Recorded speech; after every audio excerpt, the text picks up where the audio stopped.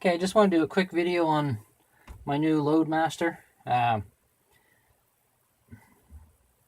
wanted a progressive press because everybody always talks about, yeah, reloading's cheaper, and that depends on the caliber and where you're at.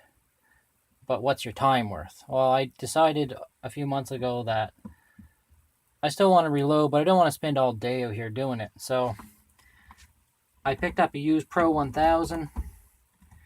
I knew the problems with the Pro 1000, but I got it cheap enough that I bought it to try it to see how I liked it. And I liked it. So I went ahead and I bought a loadmaster. I've loaded about 100 rounds of 9mm on this. It was set up for 9mm. It's still set up for 9mm. I don't own a 9mm. My buddy does. And I had a bunch of brass, so I just put them through. Right out of the box, this particular one, which I got this from Titan Reloading. They had a big sale on it. It was cheaper for me to buy this from Titan than to buy it in Canada, because to get everything I wanted in Canada, I had to get it from 2 different spots. So it's a great press. It's really not that much bigger than the Pro 1000. If you compare the height of the two, they're about the same height.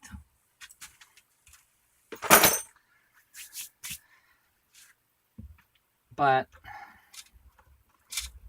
it's a lot slicker. The problem with the Pro 1000 is their shell plate runs on a flat surface, and any little dirt in there, you're screwed. This one doesn't. It's very easy to change the shell plates. Right out of the box, when I set it up, I got the dies set in it. I had to make a small adjustment to the primer.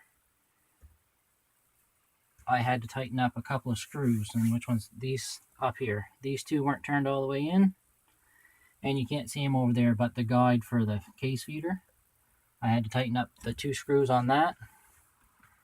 That is all I did. I never touched the index adjustment or nothing. This thing runs smooth as silk.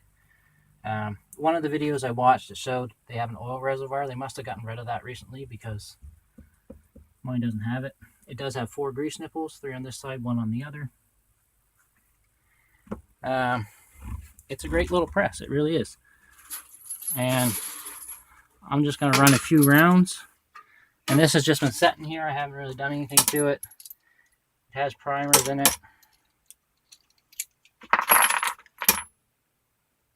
It has powder. I've got some 357 bullets here.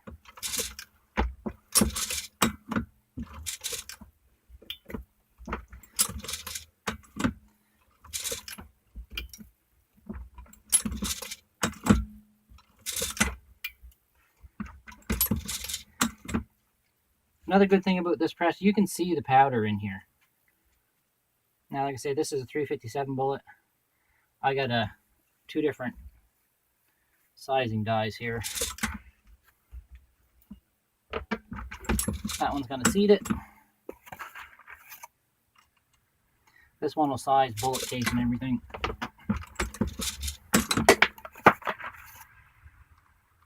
Oh yeah, it came with this case too, but every once in a while, especially if it's empty,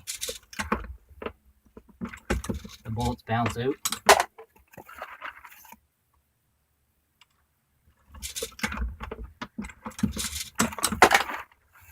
That case is cracked, so I'm not going to load it.